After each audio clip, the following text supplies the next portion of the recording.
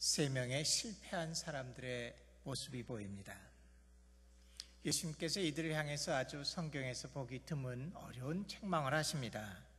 손에 쟁기를 잡고 뒤를 돌아보는 자는 하나님의 나라에 합당치 아니하니라. 사실 이것을 번역을 이쁘고 순하게 했지, 맛을 살려서 번역했다면 이렇게 번역해야 될 겁니다. 너희들 필요 없다. 그러려면 나 따라오지 말아라. 근데 이 책망을 들은 사람들을 우리가 가만히 보면은 문제는 신앙이 없는 사람들처럼 보이지 않는다는 겁니다. 오히려 열심으로 주님을 따라가고 있는 사람들처럼 보이는데 주님으로부터 책망을 듣게 됩니다. 그러다 보니까 사실은 이 누가복음 9장 57절에서 62절의 이 사건은 설교 가운데 다루기를 많은 사람들이 좀 꺼려하는 이야기입니다. 그러나 제가 오늘 이 본문의 말씀을 택한 이유는 아주 드물게 주님께서 자기 마음속 깊숙이 있는 생각들을 제자들 향해서 하신 말씀이기 때문에 오늘 택해보았습니다. 특별히 이 부분이 중요한 것은 누가복음 9장이 가지고 있는 중요성 때문에 그렇습니다. 언젠가 여러분들이 시간이 되시면 누가복음 9장을 좀 깊숙이 살펴보시고 공부해 보시면 좋은데, 전 한마디로 누가복음 9장을 예수님의 제자 훈련 과정이라고 얘기합니다. 예수님께서 자기를 따를 자들을 데리고 시간을 보내시면서 이들을 성숙한 자들로 성장시키는데 사실은 가르침이 아닙니다. 그들의 삶 가운데서 주님을 따르는 삶을 경험하게 하시되 계속해서 실패와 성공과 실패와 성공을 반복하게 합니다. 예수님의 방법은 항상 업앤다운입니다. 그들이 때로는 성공해서 교만해질 정도로 올라갔다가 다시 실패해서 바닥에까지 갔다가 또다시 회복시켜 주시고 또다시 그들이 실패하고, 이 과정을 쭉 거쳐가면서 그들이 성공하게 합니다. 성숙하게 합니다. 여러분들의 신앙생활도 사실은 처음부터 끝까지 이렇게 성장하는 일은 없습니다. 끊임없이 실패를 통해서 하나님이 여러분들을 키우실 겁니다. 근데 오늘 봉독한 이 부분은 무슨 말씀이냐면은 이 과정에서 사실은 마지막 시험을 해보는 겁니다. 어떤 면에서는 수업을 다 마치고 학기 말에 시험을 보는 것과 같은 그런 것들입니다. 제자들은 다시 실패합니다. 오늘 이 본문의 말씀을 좀 다 살펴보죠. 오늘날 우리의 상황과 비교해보죠. 굳이 자세히 말씀드리지 않아도 여러분들이 잘 아시는 것처럼 오늘날 한국에서 개신교회는 바닥을 헤매고 있습니다. 사람들이 더 이상 교회를 신뢰하지 않습니다. 성도들을 믿을만 하다라고 생각하지 않습니다. 기윤실에서 나온 통계를 보면 이런 것이 있습니다. 작년 말에도 나왔지만 좀 설문의 방법이 달라져서 제가 재작년 통계를 사용하겠습니다. 사람들에게 이렇게 물어봤습니다. 믿을 만한 종교가 뭡니까? 복수응답을 하게 했는데 한국 사람들이 스스로 가장 믿을 만한 종교라고 생각한 종교는 가톨릭이었습니다. 한국 사람들 중에 62%의 사람이 가톨릭 교회와 가톨릭 신자들은 믿을만 합니다 라고 했습니다. 두 번째 종교는 불교였습니다. 우리는 불교가 속세를 떠나고 여러 문제를 일으키는 것 같은데 뜻밖의 한국 사람들 중에 55%의 사람들이 불교와 불교 신자들을 믿을만 합니다 라고 얘기했습니다. 놀란 거는 개신교회와 개신교 신자들을 신뢰할 만합니다 라고 대답한 사람은 28%에 불과합니다. 뒤집어서 얘기하면은 한국 사람들 중에 72%의 사람들이 뭐라고 답을 했냐면은 개신교회와 개신교 신자들은 믿을만하지 못합니다 라고 얘기를 했습니다. 제가 대학생 시절이었던 1970년대만 해도 드라마를 할 때 가장 믿을만한 사람, 가장 정직한 사람으로 등장하는 분들은 목사님이었습니다. 어느새 30여 년의 세월이 지나고 나서 이제는 드라마마다 눈을 크게 뜨고 아무리 찾아봐도 목사님은 나오지 않습니다. 유일하게 동치미라는 데 가면은 장경동 목사님 혼자 고군분투를 하고 계십니다. 이전에 목사님들이 차지하던 드라마의 역할을 이제는 어느새 예쁘장하게 생긴 혜민 스님이 차지하고 있고, 목회자들이 전해주던 인생의 진리와 그 비법에 대한 것들을 이제는 증문즉답이라는 법륜 스님이 차지하고 있는 세상이 됐습니다. 왜 이렇게 됐을까요? 주님께서 피 흘려 사신 복음은 여전히 가치가 있고 여전히 세상의 유일한 진리인데 어떻게 하다가 교회는 이 상태까지 왔는지 모르겠습니다. 수양회가 아니고 한 번의 설교이기 때문에 제가 모든 하고 싶은 얘기를 다 할 수 있는 것은 아니지만 그 중에 제가 한 가지만을 좀 여러분들하고 오늘 나누기 원합니다. 저는 문제의 핵심을 뭐라고 보냐면은 오늘날 사실은 우리가 주님이 우리에게 주신 복음을 온전하게 그대로 whole gospel, 순복음을 그 온전한 복음 그 자체를 그대로 마음속에 받아들인 것이 아니라 알게 모르게 복음 가운데서 취사 선택을 해가지고 내 마음에 들고 나한테 유리하고 나한테 불이익이 되지 않는 부분만을 골라서 쪼가리의 복음을 믿고 있기 때문에 그렇다라고 얘기합니다. 많은 분들이 속으로 이렇게 생각하시고요. 나는 아니야.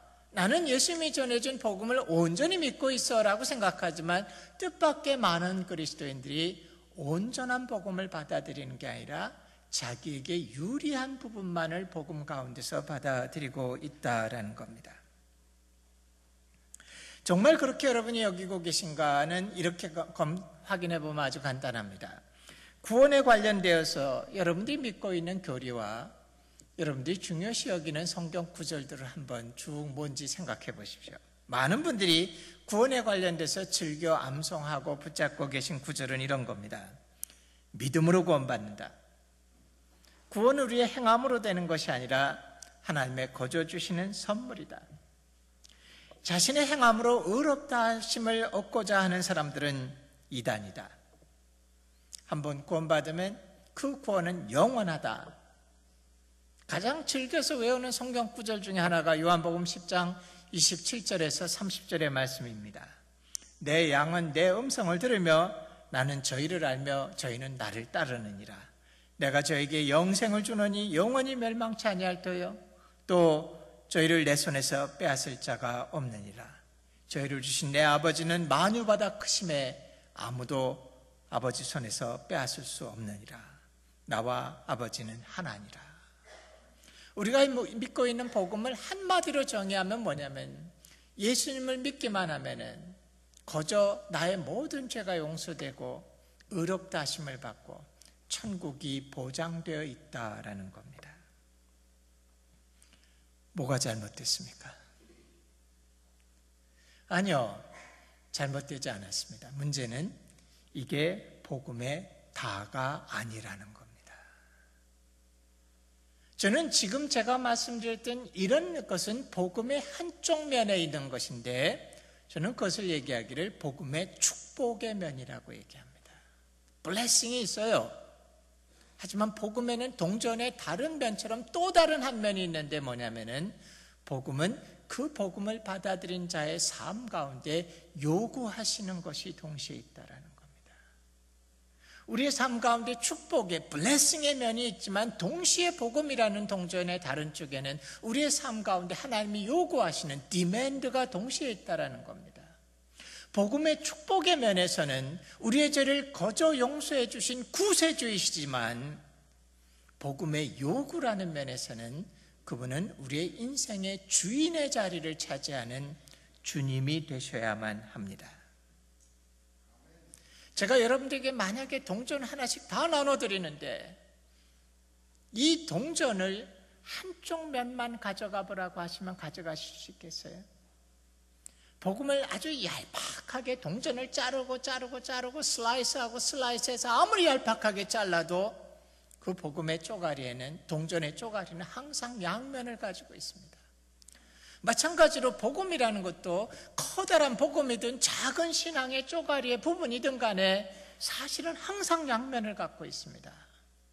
그분은 나에게 죄를 용서해 주시는 은혜롭고 자비로운 구세주이실 뿐 아니라 동시에 내 삶의 모든 것들을 순종하고 주님께 드리기를 원하는 주인의 권리를 동시에 가지고 있다는 겁니다. 사람들은 그 가운데서 자기의 삶 가운데 부담이 없는 내 죄를 거저 용서해 주시는 구세주라는 부분은 기꺼이 받아들이기를 원하지만 그 동전의 다른 쪽에 있는 내 인생에 주님의 자리를 차지하셔야 된다는 것은 받아들이고 싶지 않습니다. 그런데 동전은 결코 한쪽 면만을 가져갈 수 없습니다. 사실은 구세주로 영접했지만 그분을 인생의 주님으로 영접하고 있지 않은 분들은 어쩌면은 자기가 복음이란 동전을 소유하고 있다라고 착각하고 있지만 사실은 한쪽 면에다가 손가락을 대고 있는 것에 불과할지도 모르다는 겁니다. 여러분들의 가슴이 뜨끔할 만한 겁나는 얘기를 하나 해볼까요? 만약에 여러분들이 예수님을 구세주로 내 죄를 십자가에서 대속해 주신 분으로 믿었지만 실제 여러분의 삶 가운데 주님이 마음의 중심을 차지하고 있는 주인이 아니라면, 그리고 그분이 실제 여러분의 삶의 중심을 차지하고 계신 것이 여러분들의 삶 가운데 드러나고 있지 않다라면 구원받지 못했을지도 모릅니다. 이것은 아주 위험한 얘기란 걸 잘 압니다. 특별히 지난 60년, 70년 동안 복음주의 핵심이었던 빌리 그레이엄 목사님이 나타나서 거듭남의 신학, 본어게인 티올로지를 외쳐왔던 것에 익숙해온 우리들에게는 제가 하는 얘기가 이단처럼 들릴지도 모릅니다. 어떤 분들은 로마서를 펴서 제 코앞에 들이대면서 로마서에서 분명히 말씀하시기를 믿기만 하면 의롭다고 인정해 주겠다고 하지 않았습니까? 라고 얘기하실지도 모릅니다. 예, 저도 로마서를 잘 압니다. 로마서를 참 좋아합니다. 하지만 제가 하고 있는 얘기를 아주 쉽게 하려면 뒤집어서 이해해보면 쉬울지도 모릅니다. 여러분들이 예수님을 믿음으로 영접했지만 실제 여러분의 삶의 그리스도가 예수님이 참된 주인의 자리를 차지하고 있는 것이 드러나지 않고 있다라면 여러분이 영접했다는 믿음은 도대체 뭘 믿은 믿음입니까? 2000년 전에 어떤 사람이 십자가에서 죽었다는 거예요? 예, 역사 가운데 수많은 사람들이 십자가에서 죽었습니다.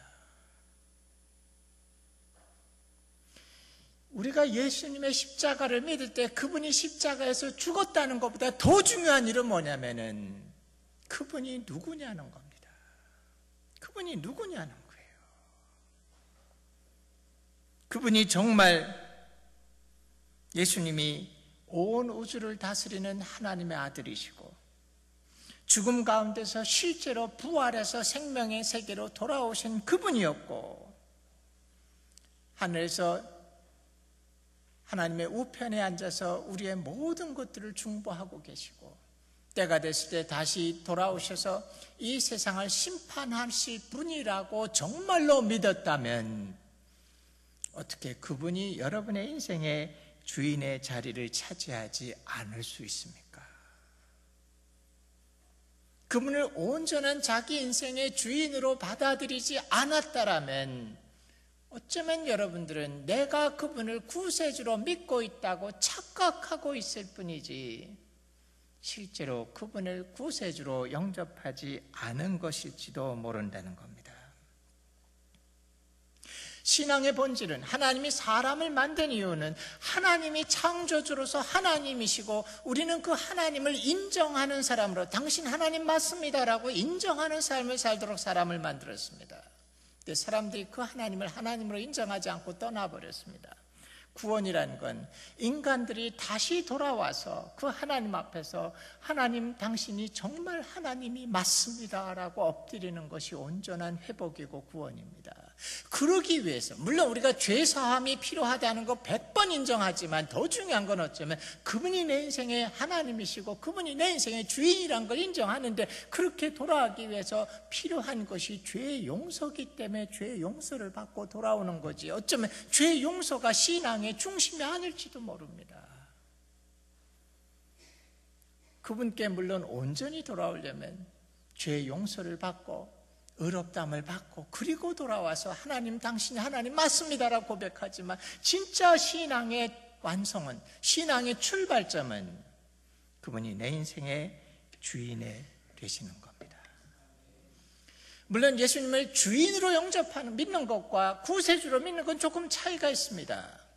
내 죄를 용서해 준 분이다 라고 인정하는 것은 한 번 믿으면 끝납니다. Once for all이에요. 하지만 그분을 내 인생의 주인으로 믿고 사는 것은 과정이고, 실패와 성공을 거듭하는 업앤다운의 과정을 겪어가지만, 그럼에도 불구하고 신앙을 가졌다는 것은 그분을 주인으로 인정하는 겁니다. 그 때문에 예수 믿었다라는 것은 내 인생의 주인이 바뀌었다는 고백이지, 어느 날 주일날 11시에 8시에 여러분의 엉덩이가 교회 의자에 와서 앉아있다라는 말이 아닙니다. 내가 구원받았는가를 확인하기 원하시면, 내가 앵무새처럼 몇 년, 몇 월, 며칠, 몇 시에 영접 기도를 따라 했었는가를 기억하려고 하지 마시고, 내 인생의 주인이 누군가를 확인하시는 것이 더 쉽습니다. 저는 지난 30여 년 동안 하나님의 은혜로 젊은이들 가운데, 대학생들 가운데 사역을 해왔습니다. 점차 저는 그들에게 복음을 전하면서 영접 기도라는 말보다는 그분의, 당신의 인생 가운데 주인의 위치가 바뀌었습니까를 물어보는 것으로 구원을 확인하곤 합니다. 복음은 우리에게 영생의 축복을 약속해 줍니다. 하지만 그 복음의 다른 면에는 자기를 부인하고 날마다 십자가를 지고 예수님을 주님으로 쫓으라는 엄청난 요구가 함께 있습니다. 이 요구를 부인한다면 가짜 그리스도인입니다. 요즘 군인이 인기가 있습니다. 군인이 되면은 제대하고 나면 평생 남들이 부러워하는 군인연금을 받을 수 있습니다. 군인이 생각보다 월급이 그렇게 적지 않습니다. 옛날에 비해서 훨씬 좋아졌습니다. 다양한 세금 혜택을 줍니다. 매년 면세로 차 하나를 살 수도 있습니다. 여러 복지 혜택을 줍니다. 예, 이 군인에게 주는 혜택만을 여러분이 보고 요구하면 가짜 군인입니다. 군인에게는 연금도 주고 세금 혜택도 주고 다양한 복지도 제공해 주지만 항상 뭐가 있습니까? 전쟁이 나면 죽을 위험이 있지만 전쟁터에 누구보다도 앞에 가야 된다는 요구 조건이 있습니다. 만약에 어떤 군인이 나에게 연금도 주시오, 나에게 세금 혜택도 주시오, 나에게 이런 복지 혜택을 주시오 등등등을 요구하지만 전쟁이 나도 나는 전쟁터는 안 가겠습니다 라고 한다면 그것은 가짜 군인입니다.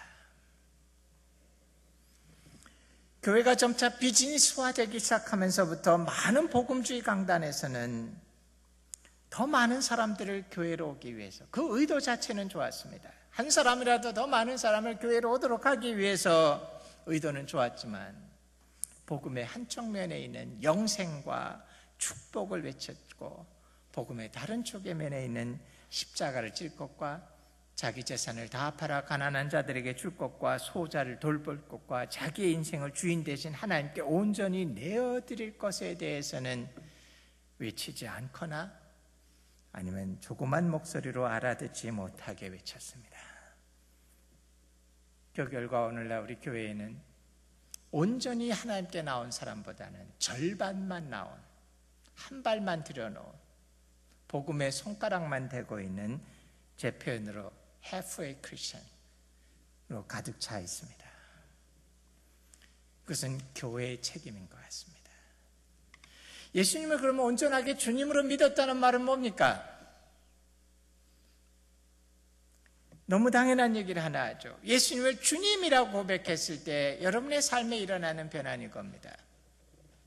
내가 주님을 위해서 사는 게 신앙생활이지 주님이 나를 위해서 살아주는 게 신앙생활이 아니라는 걸 아셔야 됩니다.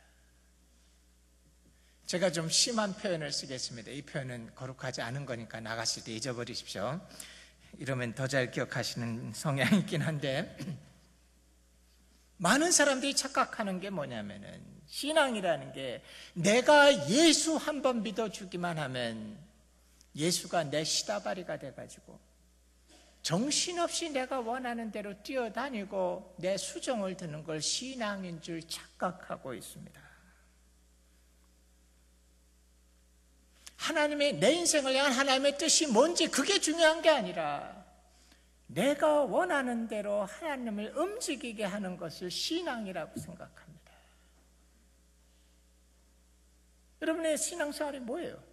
하나님, 내가 이쪽으로 가기 원하니까 빨리 가서 문을 여시고 길을 평탄하게 해놓으시고 다 준비해 놓으시오. 잠깐 체인지 마인 했는데 이쪽으로 다시 가기로 마음을 바꿨으니 빨리 이쪽으로 가서 이쪽의 길을 평탄케 하시고 이쪽의 길들을 준비해 놓으시고 내가 고통도 없고 내 가족들이 아무 어려움 없이 이대로 살도록 빨리 움직이시오.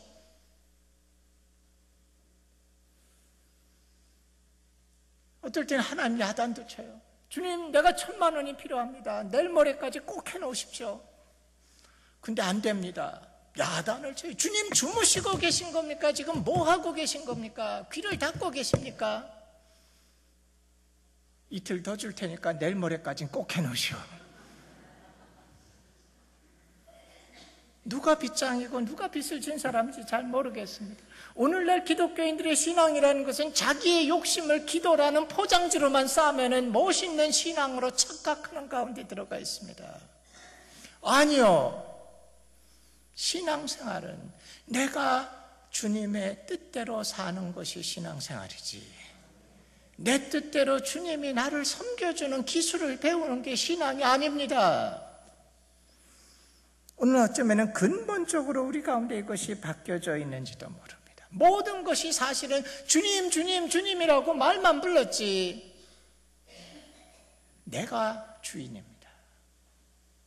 영접하는 것도 마찬가지예요. 만약에 선을 하나 꺼놓고 요 선만 넘어서면 예수님 믿는 영접하는 거다, 뭐 그게 영접 기도인지 뭔지 몰라도 망설이는 사람이 있을 때 온갖 가먼이설로 유혹합니다. 너 예수만 믿어봐. 네 인생 가운데 고난도 없고 실패도 없고 좌절도 없고, 예수 믿기만 하면 자녀들이 대학에 떨어지는 일도 없고, 예수 믿기만 하면 남편의 사업이 항상 성공하고, 예수 믿기만 하면 암에 걸려도 회복되고, 예수 믿기만 하면 교통사고도 안 나고, 네 인생 가운데 고난과 고통이 없어라고 얘기하는데 성경 어디서 그렇게 얘기해 준 적이 있습니까?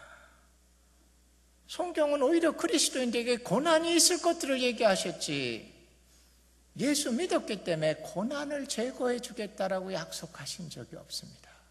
오히려 예수님의 약속은 뭐냐면 내가 그 길을 함께 가주겠다라고 하셨지, 우리에게 고난을 면제시켜 주겠다고 약속하신 적이 없습니다. 오히려 우리가 정당하다라면 예수 믿으려는 사람에게 이렇게 얘기해 줘야 되는지도 모릅니다. 형제야, 자매야, 너 예수 믿으면 네 인생 가운데 지금까지 꿈꿔왔던 인생의 목표를 포기해야 될지도 모른다. 너 예수님을 제대로 믿으면은 물질의 손해를 볼지도 모른다. 정직하게 살아야 되기 때문에. 너 예수 믿으면 이전보다 외로운 삶을 살지도 모른다. 너 예수 믿으면 이전에 없었던 고난과 핍박을 당할지도 모른다. 근데 그 끝이 다르다. 그 끝에 우리의 주님이 너를 기다리고 계실 거고, 우리에게 영생을 허락해 주실 것이고, 하나님의 나라에 들어가게 해줄 것이다. 나는 너의 등을 밀지도 않고 손을 잡아들이지도 않을 테니 네가 스스로 결정하고 네가 스스로 주님 안에 들어와라. 우리가 이렇게 당당히 얘기해야 복음이죠. 때로는 저 11조도 그런 생각을 합니다. 부흥사 목사님들이 11조 설교할 때 가끔 흥분하시면 뭐라 그럽니까? 11조만 해보시오. 주님이 2배, 3배로 뻥튀기 해줍니다 라고 얘기합니다. 저는 신앙생활한 지 이제 한 37년 되는데 그동안 11조 생활 부지런히 정직하게 나름대로 애를 써서 했습니다. 제가 회계사가 아니라서 정확히 계산은 못 해봤지만 2배, 3배 뻥튀기 안 됩니다. 2배, 3배 된다라면 이거는 신앙이 아니라 투자입니다. 10의 1조만 왜 해요? 다 집어넣으면 봉급이 2배, 3배로 뻥튀기가 되는데 이거 증권할 필요 없습니다. 다 교회 내시면 돼요. 왜 너한테 유익이 되니까, 네가 2배, 3배 손해가 안 보고 이 투자해서 성공하니까 11조 내라. 이건 신앙 아닙니다. 왜 우리가 그렇게 얘기해야 됩니까? 정직하게 우리가 이렇게 얘기해야 될지 모릅니다. 너의 주인이 되신 주님께서 너에게 다 주셨는데 그 중에 10대 하나는 도로 달라고 그러신다. That's it. 그걸로 끝나면 돼요. 계속 우리가 여전히 신앙의 중심이기 때문에 타협을 합니다. 너한테 유익이야. 네가 더 많이 벌 수 있어. 좋은 투자야. 이걸 신앙으로 착각하게 해줍니다. 우리가 부르는 찬양과 신앙의 삶 가운데 보면 너무나 많은 순간 깜짝깜짝 놀래요. 나의 주, 나의 왕 뭐 열심히 하는데 가만히 듣다 보면 내가 주인이고 주님은 내 주변에서 열심히 나를 섬기기 위해서 나를 위해서, 나를 사랑하사 나를 위해서 내가 여전히 중심의 위치를 차지합니다. 오래전에 제가 미국에서 교환교수로 1년을 있었던 적이 있습니다. 신학교에서 가르쳤는데 제 수업에 들어오는 학생들하고 수업을 시작하기 전에 제가 항상 혹시 기도 제목 있으면 얘기하고 우리 잠깐 기도하고 시작하자. 제 클래스에 유독 좀 아줌마들이 많이 왔어요. 미국 아줌마들이. 근데 이 백인 아줌마들의 기도 제목을 듣다 보면 사실은 좀 이쪽에 왜 안 들리죠? 근데 제가 가끔 어려움이 있어요. 첫 번째 기도가 항상 강아지를 위해서 나옵니다. 우리 개가 밥을 안 먹어요. 우리 개가 배탈이 난 것 같아요. 우리 고양이가 아파요. 우리 개가 감기 들렸어요. 저도 개 감기 들었다는 말 처음 들었는데 거기서 하여간 우리 개가 감기 들었어요. 그 다음에 가서 이제 우리 남편도 그러고 보니까 좀 아픈 것 같은데 기도 부탁합니다. 뭐 별 수 없죠. 제가 개 고양이 위해서 열심히 기도했었습니다. 근데 어느 날 제가 수업을 시작하기 전에 또 한 번 그런 얘기를 했습니다. 기도 제목이 있으면 우리 나누고 기도하고 시작하자. 뭐 그날도 제 기억에 개도 나오고 고양이도 나오고 다 나왔던 것 같아요. 제가 그 중에 제일 어린 학생이 있었습니다. 그래서 그 미국 학생한테 제가 오늘은 네가 좀 예배를 기도를 인도해봐라 라고 했습니다. 그리고 다 기도하는 준비를 하고 기다렸는데 한 5초, 10초가 지나도 기도 소리가 안 나옵니다. 제가 속으로 내가 실수했나 라는 생각을 했습니다. 왜냐하면 미국 학생들 중에는 절대로 공개적인 공적 기도를 안 하는 학생들이 있어요. 혼자서만 기도하고. 그래서 제가 저 친구가 그런 학생인가? 내가 실수했나? 라고 이렇게 눈을 또 그를 바라보려 했는데 이때 그 친구가 딱 기도를 했습니다. 근데 딱 3마디 기도를 했습니다. 하나님, 오늘 저희에게 원하는 것이 뭔지 말씀하십시오. 순종하겠습니다. 예수님의 이름으로 기도했습니다. 제가 눈을 뜨고 그 학생을 가만히 바라봤어요. 저게 기도인데. 하나님, 우리에게 원하시는 게 뭡니까? 말씀하십시오. 순종하겠습니다. 그게 기도의 본질이고 기도의 중심이어야 되는데 너무도 오랜만에 들어봤기 때문에 놀래서 눈을 뜨고 그 학생을 쳐다봤습니다. 우리 인생 가운데서 그분이 주인이라는 건 어쩌면 크고 거창한 일부터 아주 작은 일까지 그분을 주인으로 인정하는 삶입니다. 오늘 이 본문으로 돌아가 볼까요? 3사람이 있습니다. 첫 번째 사람이 나와서 고백하는데 대단히 거룩한 고백을 하는 겁니다. 뭐라 그럽니까? 어떤 사람이 여짜오되 어디로 가시든지 나는 따르겠습니다. Wherever you go, I will follow you. 어려운 말입니다. 이거 신학생들도 졸업식 때 한번 들어보는 얘기입니다. 어디로 가시든지 내가 따르겠습니다. 근데 난데없이 예수님이 동문서답을 합니다. 뭐라 그러냐면 여우도 굴이 있고 공중에 새도 집이 있는데 인자는 머리 둘 곳이 없다. 이게 무슨 얘기입니까? 이 사람이 주님에게 와서 어디로 가시든지 내가 따르겠습니다라고 했는데 주님은 그 사람의 심중을, 마음속을 들여다보셨어요. 그는 예수를 왜 따랐냐면 내가 당신을, 예수님을 믿고 따르니까 이제 내 인생 가운데 모든 거 당신이 책임지고 보상해 주시오. 그저 주님께서는 여우도 굴이 있고 공중에 나는 새도 집이 있는데 인자는 머리 둘 곳이 없다. 무슨 얘기입니까? 형제야, 너 기대하는 것을 얻지 못할 거다. 자세히 안 나오지만 떠난 것 같습니다. 이 사람은. 또 다른 사람은 이번엔 예수님이 불렀습니다. 나를 따르라. 그랬더니 그 사람이 예스라고 대답합니다. 근데 한 가지 조건을 내세요. 나로 먼저 가서 내 아버지를 장사하게 허락해 주십시오. 2가지 해석이 있어요. 주님이 부르셨는데 내가 마침 아버지가 돌아갔으니 먼저 장사를 치르고 와서 주님 따르겠습니다. 혹은 어떤 사람은 그게 아니라 나한테 아버지가 살아계신데 아버지가 돌아가실 때까지는 내가 아버지를 모셔야 되니까 그때까지는 아버지를 따르다가 아버지가 돌아가시면 내가 와서 당신을 따르겠습니다. 뭐 어느 쪽으로 해석해도 다 비슷하니까 괜찮습니다. 아주 쉽게 앞에 걸로 해석해보죠. 내가 가서 지금 장사 치르고 오면 주님을 따르겠습니다. 근데 저 같으면 그런 얘기를 들었을 때 뭐라고 대답했냐 이렇게 얘기했을 겁니다. 당연히 그래야지. 당연히 부모가 돌아가시는데 부모부터 장례를 치러야지. 가서 3박 4일 잘 치르고, 아마 저는 마음이 약해서 뒤에 덧붙였을 거예요. 3박 4일 헐겁지고 오지 말고 한 일주일 있으면서 어머니 좀 위로해드리고 뭐 먹고 살지 좀 도와드리고 그리고 와라. 저는 아마 더 마음이 약해서 이런 말도 붙였을 거예요. 형제야, 하필 이렇게 어려울 때 불러서 미안하다. 근데 저보다 사랑이 100배, 1000배 많으신 주님께서 뜻밖의 뭐라 그럽니까? 죽은 자들은 죽은 자에게 맡기고 너는 나를 따르라. 어떻게 주님이 이럴 수가 있어요? 또 다른 사람이 왔습니다. 주님 따르겠습니다. 근데 이 사람은 더 쉬운 조건을 얘기해요.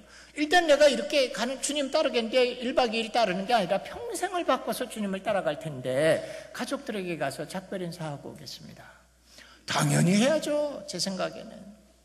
성경에 보면은 가족을 돌보지 않는 자는 불신자보다 악하다 그랬는데 당연히 가서 가족들 얘기하고 네가 이제 세상 일을 그만두고 떠나니까 나머지 형제들이 부모도 공양해야 되고 부모의 사업도 해야 되고 네가 좀 뒷말머리도 하고 잘하고 와라. 그렇게 얘기했을 거예요. 근데 뜻밖의 저보다 사랑이 100배나 1000배나 많으신 주님께서 뭐라 그러냐면 쟁기에 손을 얹고 뒤를 돌아보는 자는 하나님 나라에 합당치 않다. 필요 없다라고 해요. 어떻게 이렇게 얘기할 수 있습니까?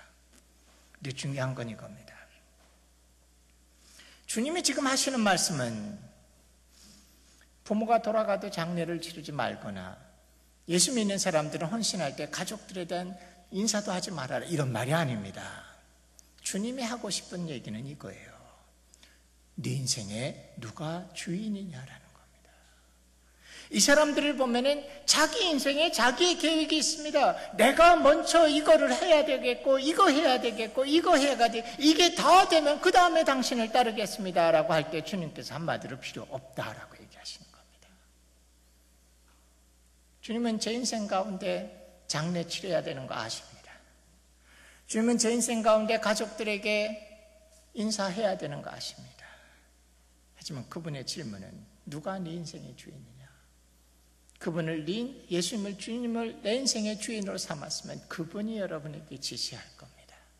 이렇게 하고 이렇게 하고 네 인생 가운데 이것을 하라고 하실 겁니다.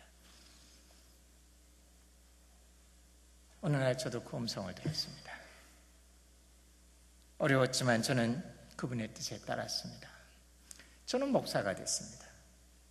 많은 분들은 제가 이 얘기를 하면 착각합니다. 주님의 음성을 듣고 주님을 따라가는 것은 목사가 되는 길이라고 생각합니다. 신학교 가야 된다고 생각합니다. 아니요. 여러분 다 신학교 오시면 저희 학교 대박 나고 좋죠. 하지만 진짜 그분을 주님으로 따르는 건 그분이 원하는 곳에 있는 겁니다. 많은 사람들이 축구하러 들어갔는데 목사가 되겠다는 건 거기에서 나와서 코치로 되겠다는 겁니다. 경기장 밖에 나와서. 의외로 많은 사람들은 아예 관중석으로 올라가서 나는 입장료 내고 구경하겠다는 거예요. 헌금 좀 하고 남들 사역하는 거 구경하는데 잘하는지 못하는지 보겠다. 공은 누가 차요? 진짜 중요한 건 하나님의 뜻대로 이 세상을 살아가면서 그분의 주인의 뜻대로 이 세상을 하나님의 나라로 아름답고 정직하고 제대로 돌아가고 하나님의 뜻이 이루어지는 나라로 세상을 만드는 건데 공은 누가 찰 겁니까? 여러분이 비즈니스를 하시든 직장 생활을 하시든 사업을 하시든 교사 역할을 하시든 가정주부로 사시든 지역사회에서 농사를 짓든 뭘 하시든 그분이 내 인생의 주인이 되신 것을 드러내고 그분의 뜻이 이 세상에서 이루어지는 삶을 사십시오. 그것이 복음의 시작입니다. 예수님을 주님으로 믿는 것은 헌신된 사람들이 하는 게 아닙니다.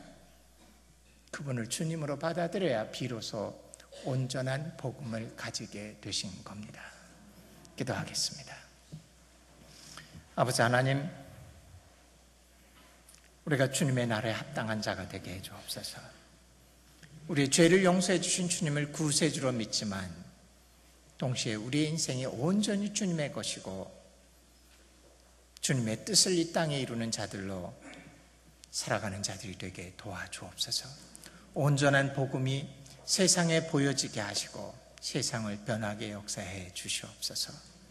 저희가 그런 자들로 헌신하기를 원합니다. 예수님의 이름으로 기도드렸습니다. 아멘.